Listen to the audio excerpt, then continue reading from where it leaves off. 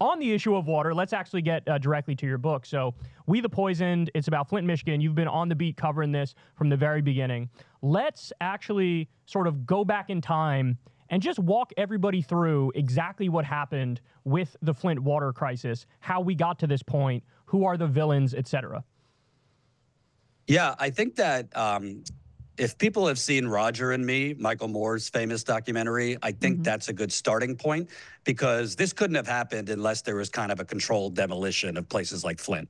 For those that don't know, Flint was like at one time, 1950s, 60s, like the utopia of the middle class. It was a burgeoning city, home of GM, the auto industry. One parent could work. It was a booming metropolis, and for a lot of reasons, both national, the offshoring of jobs, deregulation on money and politics, and local, white flight, redlining, racist rezoning, Flint and Detroit and many other cities were just decimated economically, and the tax base shrank through white flight.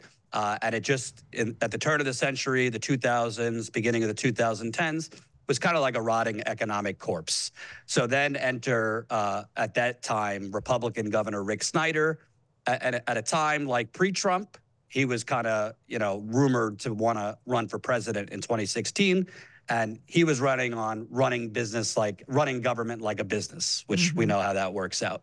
So big, what he did was Koch brothers guy. Oh yeah, big time. And Sheldon Adelson guy too.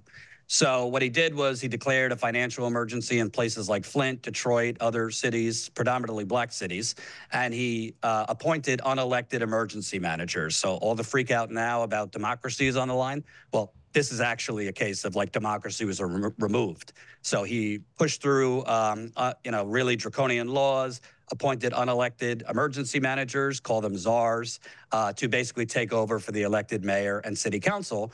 And a real desire of local officials in that area, Flint, Genesee County, as well as the governor, was to regionalize the water system, i.e. privatize. So Detroit basically had the monopoly on water in Michigan. They provided about half of Michigan its water. The water came from the Great Lakes, which is some of the purest water on earth. The Great Lakes actually provides 20% of the surface water to the world. And Flint had been getting its water. Flint had been getting its water from Detroit for 50 years without a problem. But Detroit had been price gouging Flint. So there were like legitimate complaints from local officials that we don't have control over the rates. Let's just create our own water system. But what they did was basically create a boondoggle. Detroit's pipeline to Flint, they were basically going to create a duplicate water pipeline along the same exact path, which in engineering terms is unheard of. And they were going to pipe from Detroit to Flint in this new water system, raw water. The water that had been coming to Flint was already treated water. What do you need raw water for? Fracking, farming, auto industry, meat packing. The people on the ground in Flint and Genesee County and the Snyder administration were bragging this was going to be the blue economy, because most of the water was not actually going to be used for the residents. It was going to be used for business, and it would be cheaper. But the problem was, at that time, like I said, Flint's a rotting economic corpse. They could not borrow any money. They had no credit rating in 2014, 10 years ago, because of all the aforementioned economic struggles. So Snyder's administration, local officials on the ground, and JP Morgan and Wells Fargo, they kind of conspired in this cabal to create a fake emergency that would give Flint an exception to borrow $100 million. So Flint, through a financial scheme, was allowed to borrow $100 million, even though, by the way, Detroit, to keep Flint on its system, they offered to cut its rate in half. So imagine you go to the mall, everything's half off.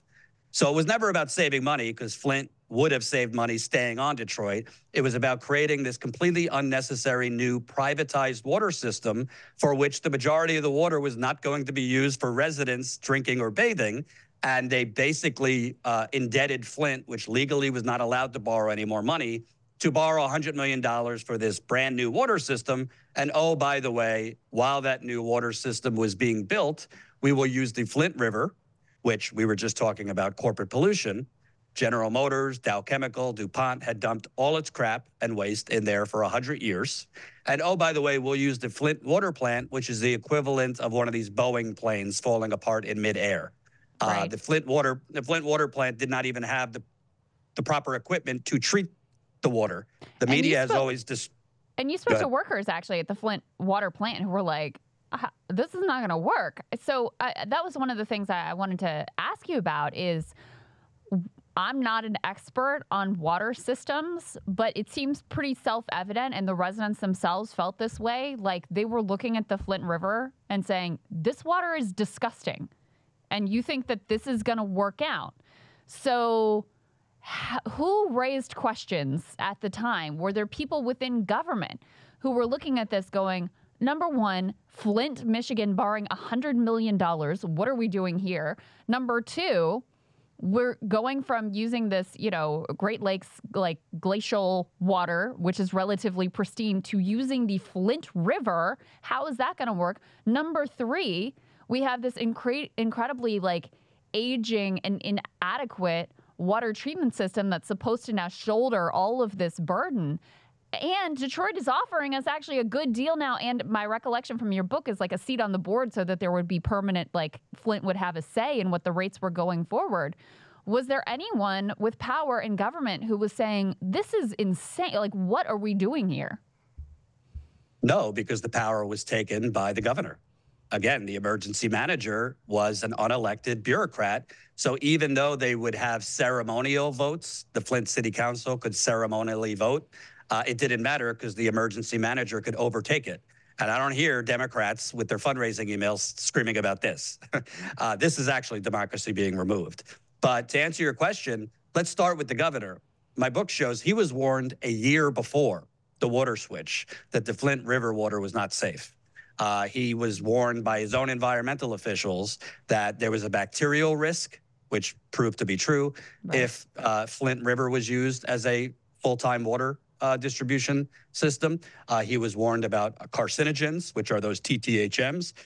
I got proof that he was warned about this. So again, remember that Bob Woodward tape with Trump, where it was shown that Trump knew COVID was worse, that he was telling on to the public? Well, Snyder was warned a year before, yet he allowed it to move forward. Secondly, I got confidential documents and sourcing. People at the plant were screaming, workers at the plant were screaming a year before, hell no. And I quote, hell no, we cannot do this. We don't have the staff. We don't have the equipment. Our systems are all out of date because the plant had not been used as it hadn't treated water on a full-time basis since mid-20th century. So it was basically a part-time plant for 50 years. But essentially what happened was this Wall Street scam to create this unnecessary brand new water system had already locked in Flint because Flint signed on to help finance this new water system. So they were already on the hook for these bonds, which, by the way, if people are reading oh, that sucks, but this is unique to Flint. There's bond deals like this happening all over the country because most cities are broke and have to issue bonds to finance things like water systems. So basically, even though the people at the plant were saying, hell no, we can't do this, even though 2 weeks before the water switch, they were so understaffed, they moved workers from the garbage department to the water plant who had no expertise of water. They were already on the hook to start paying back these bonds for this new water system at the end of the year. Then you move to 6 months after the water switch when one of Snyder's lawyers was actually sounding the alarm that we need to switch back to Detroit. There's E. coli in the water. General Motors is getting off the water because it's destroying their parts. Sure. She was told by Snyder's emergency manager it would be too expensive to switch back to Detroit. And what he meant by that, we cannot start paying Detroit $1 million a month because we're already on the hook to start paying back these bonds. So when I say running government like a business, it was all X's and O's on a balance sheet, and the residents were completely disregarded. And I believe, liberals and lefties, progressives like to debate, is it race, is it class? It was both. This is a poor Black community, but they're poor. And right now in East Palestine, it's a poor white community, and very similar things are going on there. So essentially, because they created this financial boondoggle, the people of Flint were forced to, while General Motors got off of the water, the people of Flint were forced to continue drinking and bathing in this water until the new water system was built. They cared more about the frickin' cars than they did about the human being. So based on your reporting, why did they not heed any of the warnings that this was going to be an absolute catastrophe for this move? I can't get in the governor's head. I can't get in the emergency manager's head. I don't believe that they knowingly switched the water, like knowing it was going to become, poison people. I don't think it was that, evil. I just think it was kind of reckless. I think they kind of just assumed, if there's problems along the way, we'll figure it out. I mean, I have emails literally showing that the governor's chief of staff, like as they were telling the public it was safe, privately is saying, like, how can we make the river water safe? They were, like I said, when there was bacteria found, they were just bombing the system with chlorine. So I think they went into it kind of recklessly because who gives a shit? It's Flint. So I think it was recklessness, carelessness. I don't think they knew that the people were going to get poisoned. I just think they didn't put a lot of thought and care into it. And there were two sets of things going on. Number one, Snyder, again, was angling to run for president. And his mentality was, I'm going to run as an economic wizard who saved these distressed cities. So he was going to run on, I got Detroit out of bankruptcy. I helped, Flint, because part of the move to go to the Flint River was theoretically, we're going to be saving $12 million a year because we're not using Detroit's water system. We're using our own Flint River, which is theoretically free, but they were told that you have to make upgrades to the plant of $60 million. Oh. They only made a couple $1 million before the water switch. So basically, I think in Snyder's mind and others, we're going to basically totally cancel out Flint's deficit by getting rid of the Detroit $12 million that we pay them a year. We'll just use the Flint River for free. Yeah, we'll make a couple adjustments to the plant, but we'll figure it out. And when they realized that the water was bad, instead of immediately moving them back to Detroit, really what they did was just try to put Band-Aids on a gaping gunshot wound. Yeah, so, let's talk more about that piece, actually. So they flipped the switch. The temporary place, so the long-term plan is this new pipeline that's going to go to the Great Lakes that's running along the already existing pipeline. The temporary plan is to use the Flint River. So they flip the switch. The water starts coming out of the pipes. What happens? What do the residents experience? And how long is it from the time that they start getting sick and coming to, City Hall with water bottles filled with smelly, brown, horrible water? How long from that until there's an actual admission that, oh, yeah, sorry, we are poisoning you? 18 months. Jesus Christ. The switch was pulled in April 2014. The first complaints are actually made to the EPA 3 weeks after that. The EPA knew about this. I mean, they're not directly responsible for the cover-up, but, silence is complicity. They could have taken emergency action to take over and to step in. They didn't. Same thing is happening right now in East Palestine. But basically what happened is in real time, and in the book, I obtained phone calls of the governor's chief counsel calling him frantically at 4 a.m. I obtained phone calls of the governor, his chief of staff, his health director, frantically on the phone 6 months after the water switch 22 times in 2 days at the same exact time that the Legionnaires outbreak, which was this it's basically bacterial pneumonia. It's worse than basic pneumonia. It's deadly. And they were basically covering it up. That's what prosecutors concluded shortly before he was up for re-election. And they only were forced to make the admission in October 2015 because there was a local pediatrician, Dr. Mona Hatisha. She got her hands on the blood lead levels of children, and comparing the blood levels of children before the water switch to after, it was evident that it was a lot. It was spiked. It was significantly higher. They tried to demonize her as, causing a panic and she's cherry picking data.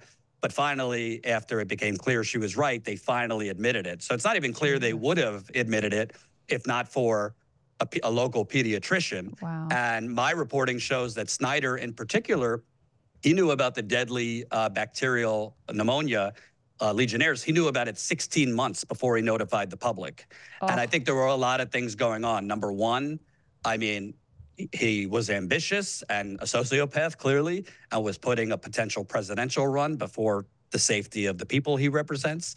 And clearly, you know, having a water crisis is not going to be put it on a bumper sticker for your presidential run. Number two, they wanted to try, again, Band-Aids on a gunshot wound. I think in their mind, they thought they could basically make the water safer and it wasn't as bad. And they were kind of fooling themselves into thinking, oh, the brown water is aesthetic. It's not a health problem. It's just it's a discoloration, but our numbers are showing the water's fine, even though they were cheating on the water testing.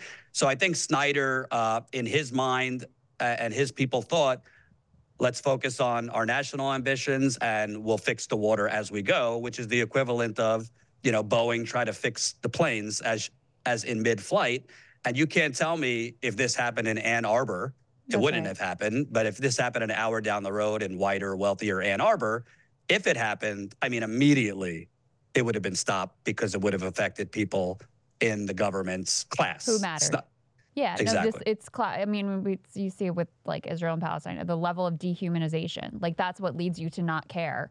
If it was in his neighborhood with people that he knows and loves and cares about and thinks about as full-on human beings, do you think he would have just been like, I'm sure Flint River will be fine. I'm sure these like bacterial outbreaks that I'm being warned about, no big deal. Let's just try it. Let's just use these human beings as basically like science experiments. And, you know, I'm thinking about like moms making formula with tap water for their babies over 18 months. You know, what are the health, you will have lifelong health impacts that are not reversible. Like, give us some of the human stories of what people experience and are still struggling with and whose health has been completely destroyed for their entire lives now. Yeah. And by the way, we have the answer because Snyder, while he was governor, preemptively replaced the pipes in Ann Arbor without a problem. Of course. After this. Yeah, of course. And Flint, 10 years later, they still haven't replaced all the pipes. It's a disaster. It's a disaster. You know, the word genocide is rightly used, I believe, in terms of Gaza. I believe this is a slower moving one because I don't really think it's possible to know the full death count. They didn't even have a health registry for the first few years, and 20,000 people have left Flint. So who knows and who's tracking those people? But in my reporting and just people I've spoken with, horrible interactions I've had, cancer is surging right now in Flint, and the health department of Michigan under current Governor Gretchen Whitmer is dragging their feet on doing a full throttle study. But an NYU toxicologist, her preliminary study has shown that some forms of cancer are up 300% compared to before the water switch. You also have, every time I go there, people dying of liver problems, kidney failure. There are rare cancers that are forming. You have people that have seriously neurological damage, cognitive issues, memory loss, behavioral problems, which affects crime. Plenty of research on heavy metal poisoning and high crime in certain areas. The children, who are now teenagers, learning disabilities, regression in reading, math, everything. Kids flunking out. There's been an increase in suicide, which it's hard enough to be a teenager, but add on that your brain has been damaged. I have heard from residents as young as 6, 7, 8-year-olds committing suicide. I don't know how, but that's what I was told by some activist leaders. And it's also the trauma. Could you imagine for a second, you're poisoned, the government basically gives you a short-term Medicaid expansion and a kick in the ass. No one is held accountable. And 10 years later, the pipes haven't been replaced. The water is still bad, despite what the EPA tells you. They don't have universal health care. And some of them are like basically going bankrupt trying to pay for doctors because they don't have universal health care. But I mean, across the board, whether it's the physical problems, cancers, and I could just tell you, a couple of years ago, I did a report there, and I knocked on 400 doors on a story I was working on there, and almost every block, I learned of new people that had just died on that block. Not elderly, not exclusively elderly, 40s, 50s, 60s, but you know, Flint doesn't have like a COVID death count in real time like we did on CNN in the beginning. So it's kind of just one of these silent, whatever you want to call it. I think it's a slower moving genocide. I think it's a lost generation. And these people deserve a lot, but at the basics, they deserve Medicare for all, lifelong testing. And it's not just lead, PFAS, bacterial, and people are still posting 10 years later. The media has successfully spun this as over, and they put out the EPA's numbers. I mean, I exposed that they cheated on the testing in Michigan and Flint, but people are still posting videos of brown water coming out. I was just there for my book. People online to get me to sign their book are showing me rashes on their skin, current rashes from the water. So all you have to do is go there to realize this is not some like disaster from the past. It's ongoing. Wow. So let's talk about, we talked about, state and local reaction. Tell everybody about the national government reaction or lack thereof, because, the very famous moment that we all have in mind, I forget what year it is, I'm sure you'll probably remember, when Barack Obama drank water that he said was from Flint, basically, look, it's over. We fixed it. Everything's good. Break down for everybody what the federal government did and that whole photo op and the scandal that it is. Well, Obama, I can't get in his head, but I think Obama was a real creature of meritocracy, and he trusted that his EPA head and that his EPA was, doing the best job they could, and that the data he was getting was right. I don't think he intentionally was like, hey, forget them. But I mean, obviously, he was not diligent, and he was very, very, I believe, reckless and condescending in going there and saying, hey, I was exposed to lead as a kid, and I ended up fine. Michael Moore swears that was not Flint water, and it was water from Air Force One. I don't know. But Obama's EPA, basically, they knew about the complaints. They knew that the state of Michigan was not adding the proper corrosion control chemicals to the water. That's why lead was leaching into the water. As my book shows, they could not add those chemicals because they didn't even have the equipment to add them in the plant. But basically, the EPA, it was just very neoliberal. Well, let's get a legal opinion if we could step in and take over for the state of Michigan. And, we'll send the state of Michigan Environmental Department our guidance, but not mandate it. Well, what's the point of having a federal government and federal agencies if they're not going to step in as the agency of last resort if the state agencies are actually committing crimes? I mean, there were environmental officials, health officials, officials in the governor's office that were charged with crime, including involuntary manslaughter. But the EPA never stepped in, even though they knew all of this. And the federal government, I think it's kind of 40-60, 60% Michigan, 40% the federal government, because they knew about this as early as a few weeks after, and they did not step in to stop it. And they did not notify the public. They were basically going back and forth in emails. Well, it's on the state health department to issue a notification on a Legionnaire's outbreak. I mean, who cares whose responsibility it is? Tell the residents that your water is toxic. Children are bathing in that. Children are drinking it. The elders are bathing in it. Elders are drinking in it. So the EPA faces a lot of responsibility. And why I say this is an ongoing disaster, people might not know this because they saw the headline, $600 million settlement from the state of Michigan for Flint, which is totally inadequate. The EPA, 10 years later, has not settled. So Trump's EPA, Biden's EPA, if it becomes Harris's EPA, they have not settled. They have not even admitted guilt with the people of Flint. And that is a significant number that the people of Flint are entitled to. So the EPA still, to this day, is dragging their feet on settling, which is very strange that you got this settlement in East Palestine a year after, which is very quick for these situations. But in Flint, the EPA hasn't settled. I also broke a story years ago, and I got the House Oversight Committee to respond to it because it's in the book.